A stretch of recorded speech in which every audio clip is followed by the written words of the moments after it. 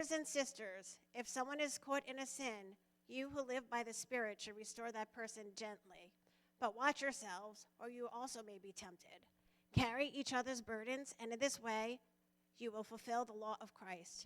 If anyone thinks they are something when they are not, just went away.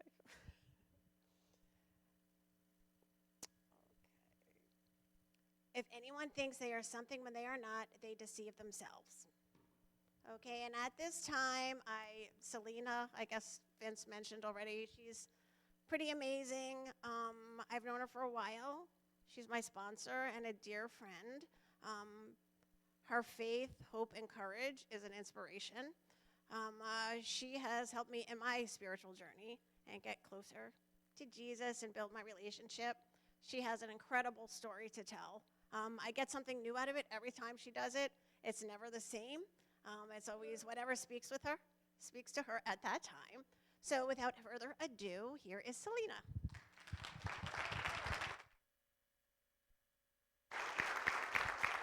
Yikes. Good morning. Can everyone hear me? My name is Selena, and thank you for that introduction. And I'm already a little emotional because that song, Reckless Love, man, it gets me every single time, because that was where I was once, hiding and running away from God, and because I'm just so ashamed of who I am. I am in recovery, and I'd like to take a few moments because my heart is pounding right now. This does not get any easier no matter how many times I do this. And do something that I like to practice is a little breathing exercise. I'd like everyone to join me. And say a little prayer too, because this is not going to be your typical church service. You're going to hear some things that you might want to judge. And I would like to invite God in to help remove that kind of judgment. So we can close our eyes and breathe in with God and out with self a couple times, deep breaths. Really inviting the Holy Spirit in and letting go of all of our ego and pride and what we think we know.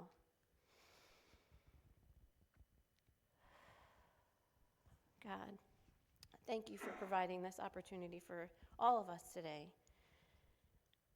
Lord, we thank you for welcoming anyone new here that's never been here. Thank you for inviting me to be able to share my story and give me the courage to get through this, Lord. And please help us to set aside all the judgments and preconceived notions that we may have about addiction and alcoholism. Help us to set them aside so that we have an open mind, an open heart, open ears, and open eyes so we can see a different perspective. Please, Lord, if there's someone in here who's struggling with the same problems that I've struggled with, just touch their heart and know that there's a place for them to go. We ask you to wrap your arms around them and know that they are known, that you see them and you hear them. Thank you again, Lord, for just being here with us and filling this room. In your great, great name, amen. Whew, thank you. My name is Lena.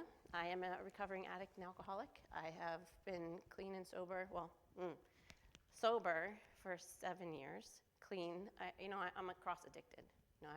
Drugs is my go-to, but I've learned that drugs and alcohol weren't my problem, they were my solution, right, until they became a problem for me.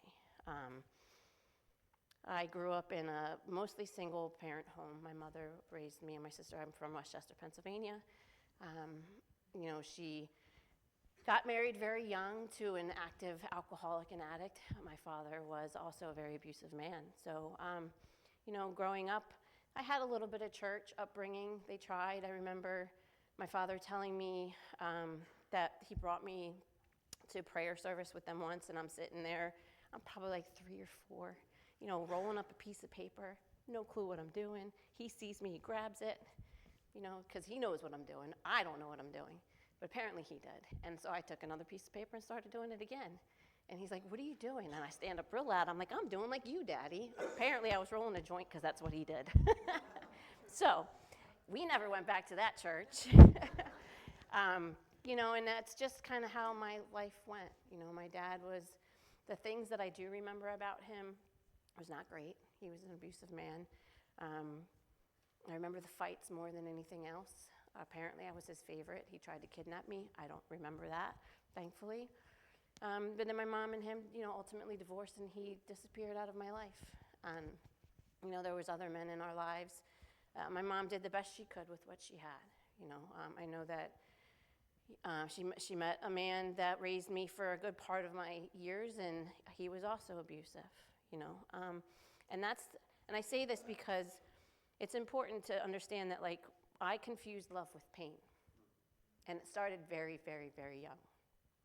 It was ingrained in me that, even some of the boyfriends I had as an early teenager that said, the more pain I cause you, the more I love you. And I believed that to my core because, I watched my father beat my mother.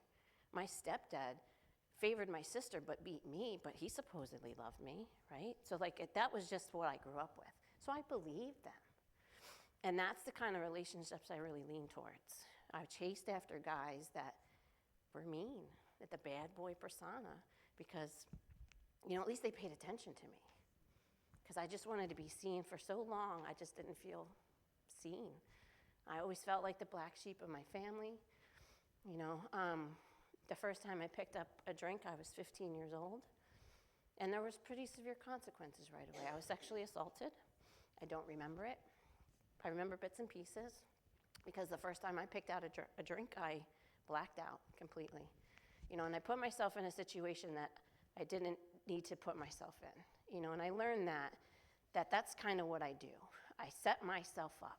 I want to play the victim because I play it really well. Because, God, if you had the life I'd had, you would drink and drug the way I did. You would understand why I needed to escape the reality I thought my life was. And it was pretty bad in my mind. It was bad. I also learned that I suffer from delusional thinking and obsessive thoughts. And, so I am ultimately, my mind is the problem, right? I pick up that drink. I drank till blackout. I was the only female in a house full of boys at 15 years old. So you can pretty much guess what happened. I don't remember, like I said, I don't remember. For some reason, that one of those boys decided 16 years ago to call me up and tell me, hey, I'm sorry about what happened to you that night. And I'm just like, at that time, I was really in it, in my active alcoholism and addiction. And so I asked what happened. And I had nightmares for a long time after that. And it really put me on a downward spiral. And by that time, though, I had already had 4 children. I have 4 girls. They're 26, 23, 16, and 13. And I have 2 grandsons, 18 months and 5 months today. So I'm really blessed by that. But like I said, I was just really in active alcoholism and addiction when I found out the details, which I probably didn't need to know. But, I have this need to know mind that kills me. I need to know so that I can obsess about it, because then I can tell you in my mind what I thought happened and what in my mind I should have done, and why didn't I do this, and why didn't I do that, and, I'm going to get him next time. These things just play over and over and over and over in my head, and they don't stop. I used to say that the silence is deafening because the noise in my head is so loud. The chatter, oh my gosh. And if you knew what really went on in there, oh my God, no one would like me. No one would like me. Half the time I want to kick my kids out of the car. I've done it. Don't judge. I've done it. I've said, get the heck out of my car because you're driving me insane. I've pulled over. They were 3 and 4. That's just where my mind goes. Did they get out of the car? No. Did I leave them on the side of the road? No. Thank God. But those are just the crazy things that, I think is okay. And, my mom had tried to put church in my life a little bit. Like I said, we went to church here and there. And I don't remember if it was grade school or middle school, but I learned about the theory of Darwinism. I'm dating myself a little bit. I don't even know if they teach that anymore. But I was like, oh, there's no such thing as God. We've evolved from monkeys. I really believed, because I was a math and science girl through and through. And so I walked away from God, and I walked away from my religion that I was brought up in. And again, still feeling very empty, still feel very like there's just something not right with me. My solution became drugs and alcohol and men, and I could fix them, because I have a God complex, even though I don't believe in God, I'll play God in your life. You know, it was just a life of just, you know, there was that warning that I failed to heed, which we learn about in my literature because I belong to a fellowship of Alcoholics Anonymous. And there's an ominous warning that I learned that when I got raped at 15 years old because of my first drink, that if I continued down this path, he was warning me, if I continued down this path, that it was going to be just torment, right? Absolute torment. And that's exactly what I did. I didn't listen, but who does at 15 years old? Who's listening for the voice of God? Because I didn't believe in him anymore. You know, so I went on my way. Off and on, I dabbled with, you know, different substances, anything that would help me escape what I thought my life was like. Because my life is just terrible, you know, in my mind. I eventually had, you know, 2 children out of wedlock. I was 19 and 20-something when I had my first 2. Then I met my husband, or he's my ex-husband now, but like we did it right the second time around. You know, I finally met someone that we did it right. We got married, we bought the house, then we had 2 kids. All along the way, though, we're abusing drugs and alcohol together. It was just not a pretty sight, and the man was extremely abusive, and I was really good at hiding it because you don't know what goes on behind closed doors because I didn't let you. I didn't let you see the bruises because I would cover them up or I wouldn't show up for work. I didn't let you see how painful my life was because I wanted it to be picture perfect from the outside. Because, God, if you knew what went on inside my home or my mind, you wouldn't like me, and I can't have you not like me. Oh, my God, because that would be devastating. I needed to put on this persona that I wanted so desperately my insides to match the outside, and it never did. And drugs and alcohol were my solution to that because it made me not care anymore. I didn't care. I didn't care what you thought about me anymore. I didn't care about the noise in my head. I didn't care that he was abusing me. I didn't care. And it got to the point where I just didn't want to live anymore. I didn't want to live. And I tried several times not to live. Clearly unsuccessful because I'm standing here. Thank God. Thank God. Because he's like, no, I got bigger plans for you. You just aren't ready yet. And I went on like this for several more years. You know, I am 46 years old. Oh my gosh. And I didn't come into AA until 40. And it's not because I wanted to. I had stopped using drugs long before I came into AA because I knew I had a problem with that. You know, I separated the two for a really long time. And because I have a problem with this, I don't have a problem with that. Now, I never believed myself an alcoholic, but the disease, it's not about the substance. It's the disease of the mind. My mind, it plays some tricks on me, man. It'll have me believing the sky is purple. It really will. And I will sell you on it as best as I can because I'm really good at manipulating.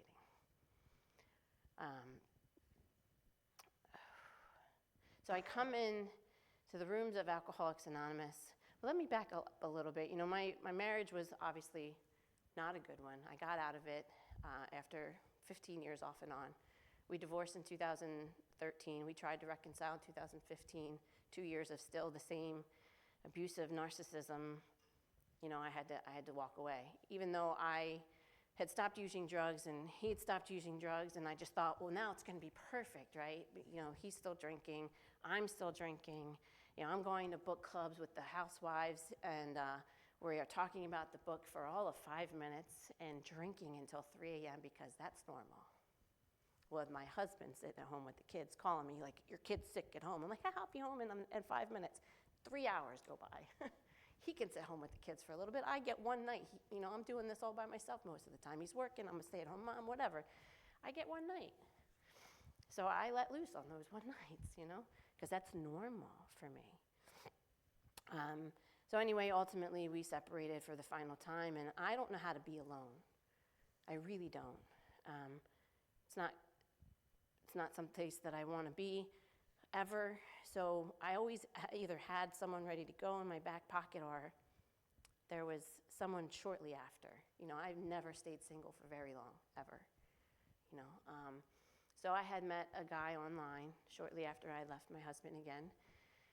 And I moved to New Jersey. I upped my family about 7, 8 years ago, and I moved to New Jersey for an active alcoholic because, maybe he's not abusive. He was. Just in a different way. The abuse comes in many different ways. Unfortunately, that whirlwind of a relationship, even though I uprooted my family and I moved in with him in his mother's home, it ended in handcuffs and me having to have emergency surgery. But he wasn't abusive. But what that did was open a door for me, because I started going to church because I thought maybe I was here to fix him. I'm going to fix him. That's what I like to do. I like to fix them up. And honestly, it was more about pride and ego for me, because people like him don't talk to people like me, because I found him very attractive. And I wasn't, in my opinion. I have a very, very low self-esteem. And when he gave me attention, I was like, oh my God, he's the one. He's the one. And I knew in my heart of hearts that there was a problem when I talked to him for the first time on the phone, and he was drunk as a skunk. And I should have ran the other way, and I didn't. Instead, I ran right towards that fire, which is what I always did. And then I moved in with him. I thought that if I stopped drinking, maybe he would stop drinking, and that worked for about 90 days. We didn't really have a program. I didn't know about Alcoholics Anonymous. My impression of Alcoholics Anonymous was a bunch of old men that are heavy-set, smoking cigarettes in a circle, talking about war times. That was my impression. My stepdad was an Alcoholics Anonymous, and that's what I envisioned they did. I never saw him go to a meeting. He smoked pot all the time. I didn't know anything about it. So I was like, I don't belong there. So we started going to church, and we started doing a Christian 12-step fellowship that was in the same church that we were going to. And that opened my eyes to the 12-step program a little bit. But we weren't fully immersed, right? We were doing this once a week. He said AA didn't work for him. I believed him, because what did I know? And that worked for a little bit. But little did I know he is an alcoholic through and through, just as I am. I just have it just shows up in different ways for me. And he was white-knuckling it, And he white-knuckled it until he was put in a situation where alcohol was free-flowing and he didn't have a solution, and alcohol is his solution. And he went off to the races, came home, and we got into an altercation, which ended up, as I mentioned, him in handcuffs and me in the hospital needing emergency surgery. And that should have ended our relationship, right? But I'm the good little alcoholic that I am, was like, I'm going to still fix him. Now he has forced to go to AA. Now he's forced to work a program, and I can stop drinking because, drinking's not really my problem. But I find out that it is, because as I look back, right, we live life forward, we kind of understand it backwards, right? I saw my progression, I just ignored it. Every time he was drinking, I was too. Maybe I didn't take the quantities in that he did, but there's times where drinking makes me feel good, but I'm an addict through and through. So drink will just calm me down a little bit, but this is what I want, right? And it'll bring me to my knees enough, because what drugs will do for me is bring me to my knees even faster and get me where I want faster than the drink will. So I've recognized today that at the bottom of every bottle for me is a needle, and that is not where I want to be. It's not who I am today. But take away the solution that I found today, and I might be that person again. And I don't want to be. So anyway, I come to AA, my first AA meeting with him, after the charges were settled and things had kind of settled down. We're 3 months past this incident, and I walk into a church on Father's Day 2018. And this beautiful woman approaches me because she's never seen me before. And she takes her job seriously. And she says, "Hi, are you one of us?" And I'm looking at her and I'm like, this girl. Now, mind you, the time I didn't have a solution other than just not drinking and doing drugs. I started going to church a little bit, and I took an altar call, though I didn't know what that meant at the time. But I just thought that was the right thing to do. I felt called to that. I just didn't understand it. And she sees me walk in with a bunch of guys that I don't know other than my boyfriend, and she does her job and introduces herself, and I'm just like, want no parts of it, because women to me are just like, oof, I can't manipulate you as well as I can manipulate a man, so why would I want to sit with you? I don't even know you. And I was just like, yeah, I'm one of you. I've got like 3 years. I really didn't, because at that time in my mind, I still separated drugs and alcohol. I had only stopped drinking maybe a year before. But I'm like, sure, I'm one of you. Never believing it. And then she's like, great, do you want to sit with me? I'm like, no, I don't. I'm going to go sit with that hot guy over there. And I walked away because I'm never going to see this woman again. Never. I don't live down here. This was in Toms River. I was in South Brunswick. I was just coming to visit. And then, the guy that I was seeing was, celebrating 90 days, and I was so proud of him, and this is great. And I went to his home group thinking, because at that point I started going to another fellowship. I started going to Narcotics Anonymous because I knew I had a problem. I just didn't know how to have a solution. And I didn't know really there was. I just thought I needed something different, right? I needed something. Somebody suggested I start sponsoring people. I'm like, I don't understand what that means. What do you mean? I don't have a sponsor. How am I going to sponsor people? And so I went to that meeting to thinking, because in Narcotics Anonymous, they give you a coin every meeting. 30 days, 90, 60 days, 90, whatever. He's getting a coin. Walk into Alcoholics Anonymous in this meeting on a Wednesday night, which happens to be my current home group. And they're not giving coins out. Apparently, they only celebrate once a month. And this woman that I kind of was a little rude to, I'm not going to lie, was the speaker that day at that meeting. And at the end, she shared, oh my gosh, the share. I've never heard such a share before in my life. You guys think that, I thank you for the praises that I get for my shares, but man, if I could be half the woman she was, and she's 10 years younger than me. That share just blew my mind. And at the end of it,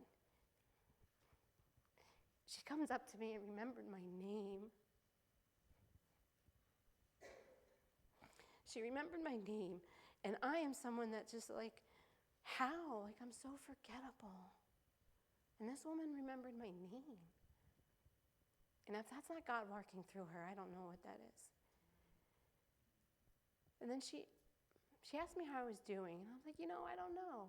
I started going to this 12-step fellowship, because I'm not an alcoholic, and I don't belong here. And she said something to me that I'm not going to share because it's not my business to share. But she said something to me that bought me in. But that's what we do. We share our experience, strength, and hope, and we sell this to help the next addict and alcoholic to recover. And she said what I needed to hear at the time. And then I was like, well, I don't belong here because he's here. And I'm pointing to my boyfriend at the time, and she's like, I don't care. His recovery has nothing to do with your recovery. And I was like, oh, okay. So I gave it a shot. She gave me her number, and I'd been calling her every day for 5 years after that. And what she did for me, when my mom's pastor had asked me what the altar call, what it meant to me, when I gave my life and my will and over to Jesus, I didn't know how to answer that. What that woman did for me is gave me the answer. She brought me through the 12 steps of Alcoholics Anonymous, as it's written in our literature, and she put my hand in God's. There was enough in me that I had been going to church, and I knew I needed to take that altar call, and I didn't know why. But I did it anyway. Because here I am, a broken nose, and I have nothing else. I moved to New Jersey. I had nothing, no friends. This person was my entire world. Because that's what I do. I make the person I'm with my entire world. And I now have a relationship with God because of the 12 Steps of Alcoholics Anonymous. And not just what a relationship that is. It's the most important relationship in my entire life right now. The fact that he knows who I am. He knows what I've done. He knows what I've been through. And he still chased me down. He knows the thoughts that go through my head because they're not always pretty. Even today, they are not always pretty. And he loves me anyway.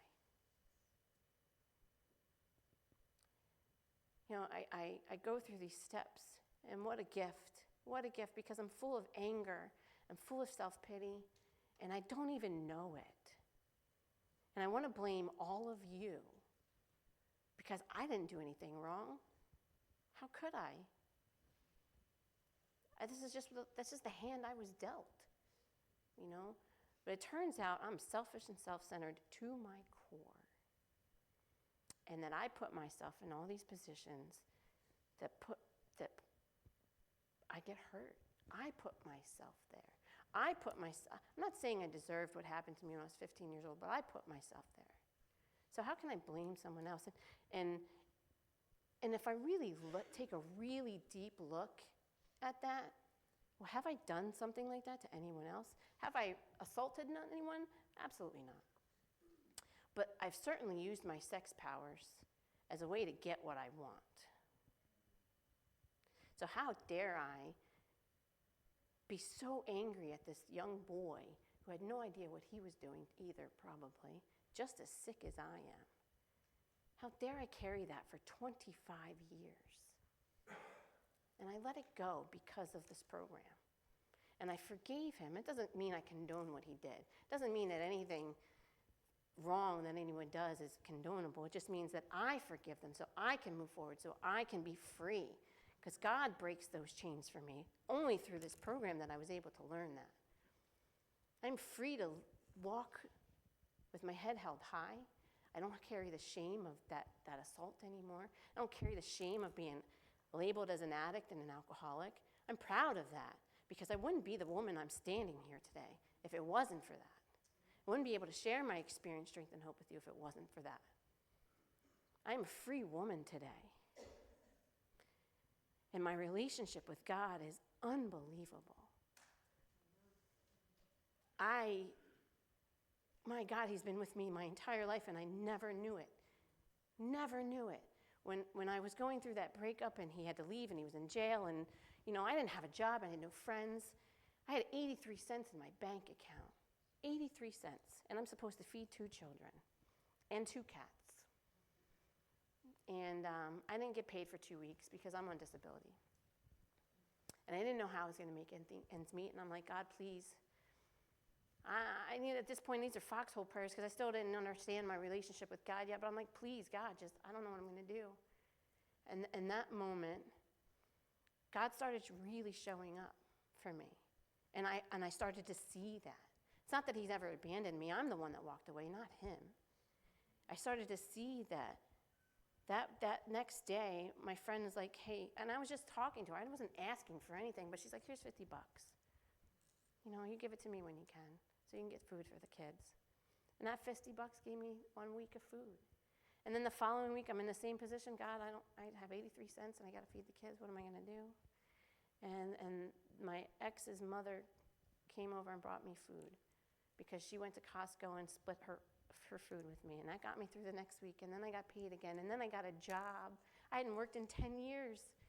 I got a job and I was able to support my family. And that's through the relationships that I formed. And God, I finally found faith again. I found him and he found me. I was the one lost, not him. And I was going through the breakup with my ex, and it was terrible. And 3 times in my mind we broke up, 3 times. Really it was once. Really it should have been when he broke my nose, honestly. But, that final time in my mind when we separated everything, I was hurt. I was angry. I remember talking to my sponsor, and she's like, I don't know who you are right now. Where's God? I'm like, he's not here. And she hung up on me. She said, call me when you're done. And I don't know if anyone can relate, but when I get angry, I see red. Nothing else is in vision. And I really just was angry and hurt. And I have a devotional that I read. And at the time, it was a mother's Bible that had devotionals, and it wasn't that particular page, but something caught my eye, and it said, don't hold grudges. Now, this, mind you, I had been sitting in this anger for days. And this was a Tuesday, and I was ready to go to my home group on Wednesday and just fight anyone who ever dared cross my path. Like, don't even look at me. And it said, don't hold grudges. Okay, God. I hear you. And I did, and I was like, God, I don't want to be angry anymore. Please help me. And when you ask, he answers. It may not be right now. The answer may be no. The answer may be not yet. But sometimes he answers right away, and my God, when he does, what a mighty God he is. He brought me to this I am not a scripture quoter, but it was like, said something in Leviticus about don't holding grudges and treat your brothers and sisters the way you want to be treated. And I'm like, okay, I guess if you tell me to. And just right then and there, that anger was gone. And I walked to home group, and I was not angry, and I was not fighting anyone or anything. And I surrender. I surrender every day to God because I have to. I surrender multiple times a day to God because I have to, because I forget very quickly. I'm not in charge, he is. When I went through that breakup, I stayed single for the first time in my life for 3 years. And what it allowed me to do was really get to know who I am. And what it really allowed me to do is get to know who I am through God. And I go through the steps pretty much on an annual basis with my sponsor and my fellow sponsee sisters. And, a couple years ago, when I did my fourth and my fifth step, I had gotten baptized in the bay down in, down the shore, in the bay. I can't remember which one, Barnegat Bay, I guess it is. And I remember going there, same place I got baptized in a year prior, and I did my fifth step. It's where we take we confess all of our stuff, right? We get it all out so we're not carrying it to another human being and to God. And I sit in this holy hour, I like to call it. And I just sit quietly with God and ask if I've forgotten anything, and in that moment, I was ready to let go of all the baggage that I've carried around for me for a long time when it comes to relationships, what I thought relationships looked like. And I knelt down at the end of my hour. I wasn't anywhere near the water line because the bay is not very choppy, I closed my eyes and I'm like, God, please take it. Please take all of it. I'm ready for the next chapter in my life. And in that moment, the waves hit me. It's almost like God's like, all right, I'm washing you clean again.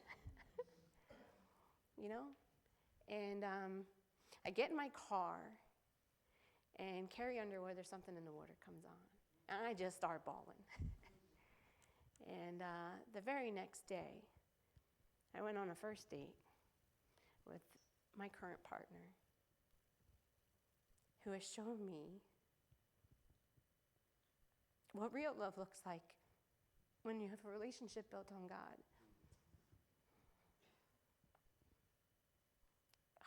What an amazing blessing that is. Someone who's chased after men who are broken and abusive their entire life to now have one that doesn't act that way. Right? And I'll tell you, that's not what my first impression of him was. I really thought, oh, he's going to be a fixer-upper. I can fix him too. But he helps fix me, and he helps build my relationship with God. And I prayed for someone like him for a long time, and I'm so blessed. I'm going to close with this because I know I'm probably rambling on. I carry this with me. I was here almost a year ago and I spoke in the 12-step fellowship that meets here. And this lovely gentleman gave me this coin. It's the armor of God, but in it, I've been carrying this around for me for years before I don't know if anyone has seen the movie Overcomer, but the principal was speaking to the little girl about reading the first chapter in Ephesians and highlighting anything that stands out to you, and that's who God says you are. So who you are is God's gift to you, but what you make of yourself is your gift to God, right? So when I read that, who am I? Well, I'm a Christian. I'm a believer. I'm an overcomer. I'm blessed. I'm loved. I'm forgiven. Oh, that's a big one. I'm saved. And I'm enough. Someone who never thought they were enough at anything. I'm not good enough at anything. I'm enough. I'm free. I'm a gift of God. I'm a child of God. I'm chosen, and I am known. God knows who I am, and he knows who you are. And I implore you that, please, if you're struggling with anything, the Christian 12-step program is not about drugs and alcohol. I am powerless over my problem. My problem is my mind. Please reach out and get help. We're here. Thank you.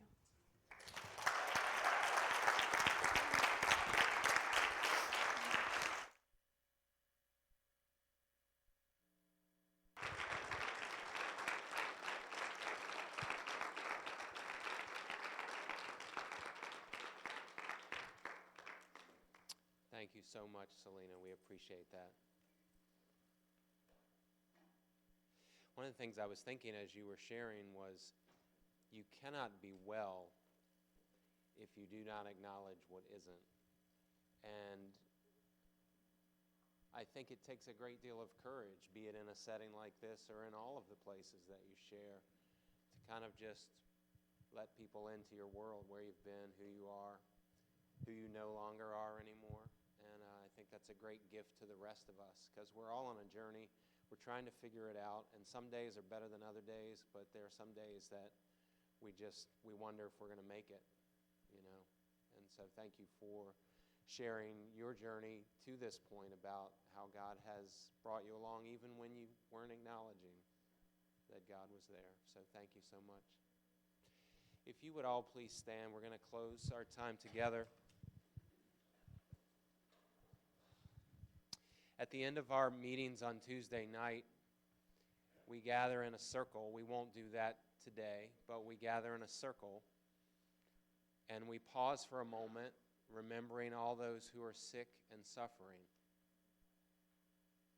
And then after we've had a time to sort of hold them in our mind's eye before God, we then pray the Lord's Prayer together. And so that's what we're going to do. So now if you would join me in just a moment of quiet for all of the sick and suffering.